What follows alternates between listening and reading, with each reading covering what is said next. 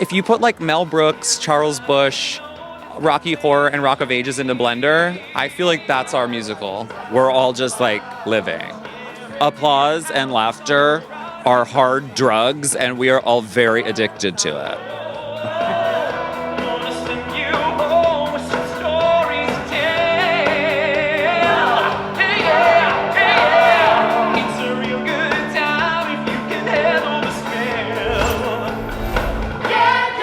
Hello, I'm Richard Ridge for Broadway World. Drag the Musical has brought their wigs and heels to set up shop here at New World Stages, where we drop by to meet the cast and give you a sneak peek.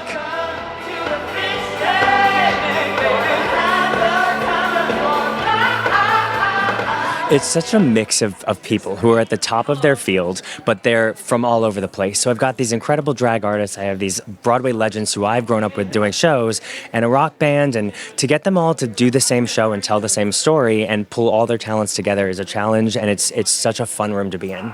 Well, it was like 7 or like 8 years ago, and Tomas, who I've been making music with since I was on Drag Race 100 years ago, he was like, hey, do you want to write a musical? And I was like, sure, why not? That'll be easy. It wasn't easy, but I'm glad we did it.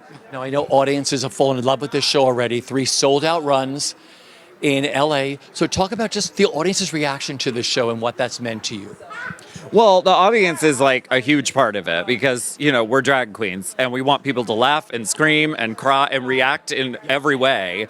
So now that we have people in the seats, it's like wonderful. It's like we're all just like living. I'm the queen, yeah, you know I'm the queen, yeah. Running by guillotine. I'm a killing machine, yeah.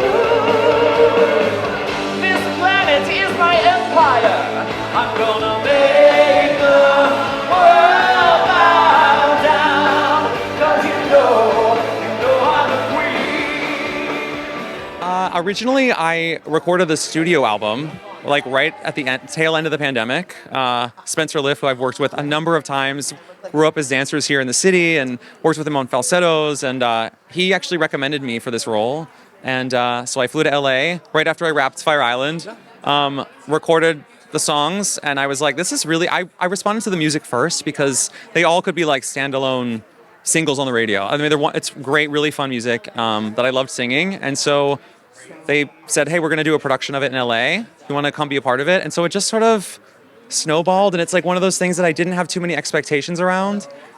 And the freedom in that was beautiful, and I just felt like I could bring my years of experience to it, and being around these amazing drag queens is so informative, and it's helped me kind of craft who this person is, and it's been just a joy of an experience. So I'm thrilled to finally be here. It feels like a dream come true. Alaska gave me a call, and she was like, we need a Latina. We need a Latina who sings. And she showed me the music, and I instantly fell in love. And then I read the script, and I was like, oh my God, this part was written for me. And so yeah, it was an instant yes for me. I mean, all the drag that we see in musical theater is like kinky boots, or that's the majority of it, it's very, and so it was just really exciting to be a part of a new step forward and including drag into theater. So I am so excited to be making my off-Broadway debut. I have not done a musical since like 2021 when I was in college, so I'm just very happy to be back to my roots. Broadway and like musical theater is kind of where Lux originated. I've been doing musical theater since I was in like 7th grade, so I'm excited to be doing it, and on a stage like this is like I couldn't ask for a better comeback to the scene. I mean, speechless, but also have so much to say. How could I have predicted how amazing and big and fabulous this is all coming from LA into New York, and just like that next level up? It's exciting. What I love the most is there's a few shenanigans that the girls pull at each other backstage, but it translates so well on stage because the Cat House girls were so much better than the Fish Tank girls. And I'm telling you, we're the catty ones, but we're funny, we're hilarious. I call us the Three Stooges.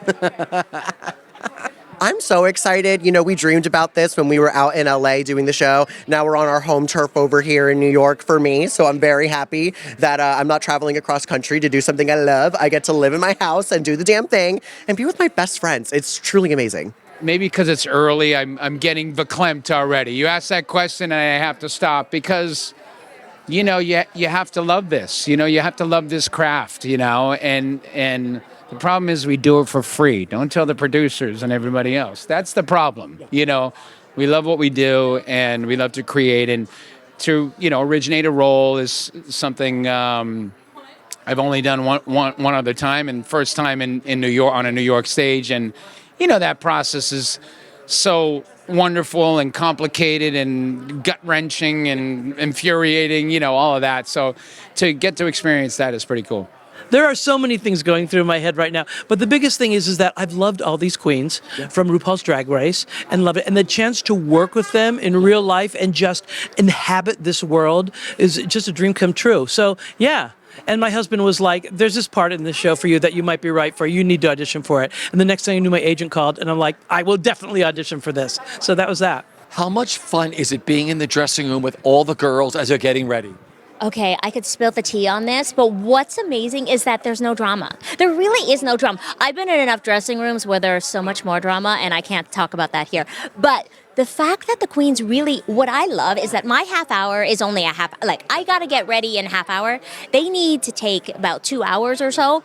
But I like to be there early just to watch and just learn. Jujubee has all the tips. And sometimes I'm putting on makeup without wetting my sponge. And they're like, well, you know, you should really wet your sponge and all this. Like, I'm learning so much that I actually love the dressing rooms because, like, it's just the vibe. And also, they're ridiculous. They're ridiculous. Why is this musical so perfect for right now? Oh, we need drag right now. It's very important. During a time where it's not okay to be yourself in many ways, we can show that you can be yourself, and we can normalize drag as well, and just self-expression. We even have a AFAB queen in the mix. Yeah. I'm so excited for the world to see this. It's a great show, and it's super fun. And you don't expect to cry, but you do. And so, yeah. Like the poster says, hold on to your wigs. Yeah. Get ready, guys. Get ready. This is a great show. I don't watch Golden Girls, I just watch the news.